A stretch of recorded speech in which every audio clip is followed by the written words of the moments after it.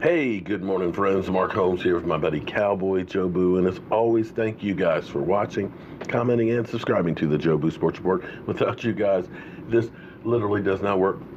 Let's get open for business this Monday morning. And I got to tell you, I am happy as can be for a Monday morning because take a look at the clock down there, guys.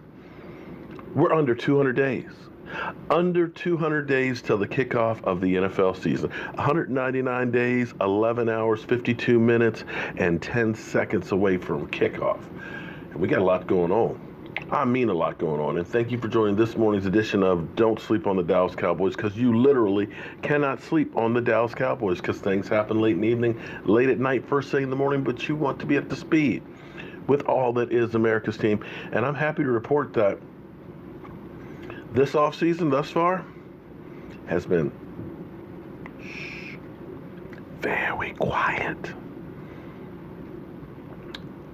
Very, very quiet.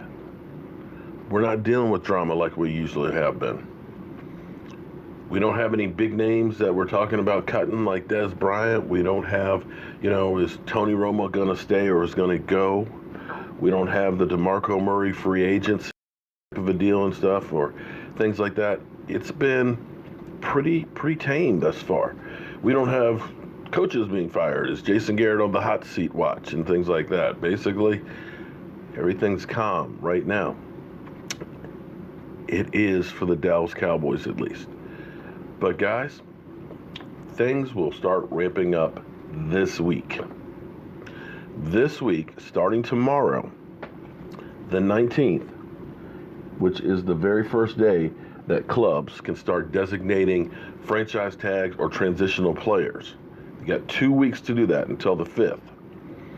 You're going to see a few players that'll get tagged. Probably DeMarcus Lawrence will be one of them, just to buy them some time. Because if you don't tag him and don't have that contract done by the 5th of March, that player is an agent and can negotiate with anybody he wants.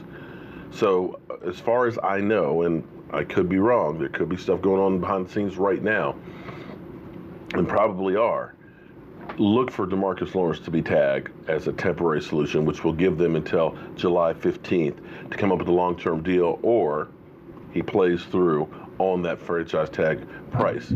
But in the grand scheme of things, the Dallas Cowboys, it would behoove them to get a long-term deal done because it would actually give them a little bit more cap space as opposed to $20+ million that you pay him on this year's cap.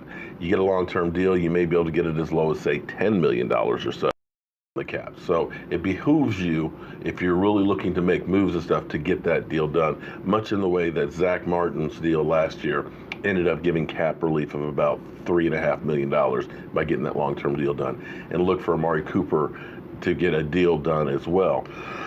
That will save the team some more money. Excuse me. But one of the things the reason I say that things are going to start ramping up is because the teams, by the beginning of March 13th, another important day in NFL land, the teams have to be under that $190 million salary cap. They have to have their team total spending under that point.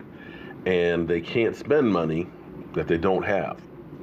So as you look at some of the teams, of course, you see the Colts up there that are sitting pretty with $107 million. Cash loaded. Jets, Bills, Browns, Texans, Raiders, Niners, Seahawks, Bengals, and there we are sitting in third in the NFC, the Dallas Cowboys at 46. And I know a lot of people are saying that's not much money to spend, but there's ways that they can get more money and work it out. We can deal with that stuff later on. But as you go down the list, understand the space that you have is the money you have to spend. So if you are, say, where are the Redskins that are sitting there at $17 million, and you don't have a quarterback, and you got holes all over the field, you got a problem. Even worse, if you're a team like the Jaguars or the Eagles, Well, you got to create some space. They're $16 million over the cap. That means they're going to need to let some people go by that March 13th date. Same thing with the Jaguars. So they either need to get Nick Foles and Nick Foles franchise tagged and gone, and off the books, or they need to do something else or trade him because by the 13th they have to be under that number. But the other problem is, of course, they got no money to spend. If you need a couple of players of free agency, you have no money. If you need to extend somebody, you don't have any money. So you're going to see teams and a lot of veterans, a lot of named players that we won't think about how they're playing now. We'll think about stuff they've done in the past. And we'll still think that guy's got a lot on him. Well, maybe some of them do, but a lot of them don't. So you're going to start seeing teams this week start to jettison players to start getting under the cap and jockey and get some extra cap room because there may be a player out there they want to go for and they need the money for it. So things are going to start ramping up really, really quick here. And as we go back to the other important dates, on the 11th of March, technically the league year hasn't started, but it really has. Free agency. Teams can start talking to agents on March 11th. There's a guy, big name player you want. Midnight, March 11th, you're going to be on the phone with them, okay? And they call it legal tampering.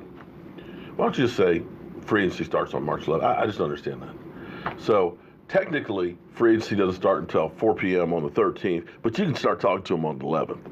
Okay. All right, so important days. So this also becomes the time when you start looking and saying, who on our team do we want to keep? Do we want to let this guy hit free agency, see if they get a deal and come back to us and try and see if, or do we just let guys walk? And one of those guys that we've been talking about is Cole Beasley. And there's a lot of people that say, well, Cole Beasley is going to go to New England, But here's the thing about that.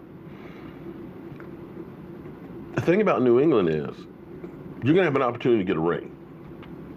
You're probably going to be in the playoffs pretty damn near 100% of the time. And you've got that opportunity, better shot than anywhere else to get a ring. And that's why a lot of veterans go to New England. But Cole Beasley wants to get more money too. He's looking at $6 or $7 million. Those two things don't go together in New England. If you look at the numbers of players of what they're getting paid, now they don't have a lot of cap room to begin with either. Tom Brady is a $27 million cap hit. As everybody keeps saying that he keeps giving money back, well, what they've been doing is just restructuring it and kicking it can further down the road and using that money in free agency. And they may end up doing that again this year because it doesn't look like Tom Brady's going to stop playing anytime soon. But after Tom Brady, nobody's in the $10 million range. And when you get down to, look at this, Julian Edelman, your Super Bowl MVP, $2 million. $2 million. His cap hit's 4.5. So if Cole Beasley, it's about the money, it ain't going to be in New England. And I believe that Cole Beasley will be actually back with Dallas if they can work out the numbers. I honestly believe that because I think the biggest issue in the Dallas Cowboys, more than anything else, because as much as Cole Beasley says he wants the ball more, he was targeted 83 times. It's actually the best numbers, yardage-wise, of his career. And you're going to have to understand that now you've got Michael Gallup developing, you've got, of course, Amari Cooper, and you've got Cole Beasley. But as you start looking at this and saying, okay, do we keep Terrence Williams? That's $2.5 million right there. Do we keep Allen Hurns? And that's one of those ones it's a $5 million savings. And you hate to let a guy go who just broke his leg and is literally learning how to walk again. But that's the harsh reality of football. So between those two guys, you're looking at $7.5 million. You see where I'm going with this right now? Cole has got some sure hands. Cole Beasley is a third down guy that you can run. Cole Beasley is a guy that's pretty good in the slot. And we know, bringing in guys cold, that there is a learning curve with the exception of Amari Cooper, who's special. And maybe you want to have a Cole Beasley in there as the Julian Edelman of the Dallas Cowboys. Because then you've got two outside threats with Amari Cooper, who can also move around and play games and play in the slot. And if you're Cole Beasley, getting rid of Scott Linehan, then make no mistake about it, Scott Linehan, nobody liked. Scott Linehan put you in the doghouse, and you never had an opportunity. And Cole Beasley was one of those guys that Linehan put in the doghouse. So we'll have to wait and see who's going to be some dead weight, who are going to be some of the guys going to be cut. And you're going to see a lot of big-name people that will, of course, surprise you out in free agency. It's just the way it is. You get older, you get high-priced, they find someone to replace you cheaper. Harsh reality of the NFL. So let the bloodletting begin. I'm Mark Holmes, and I'll see you guys soon.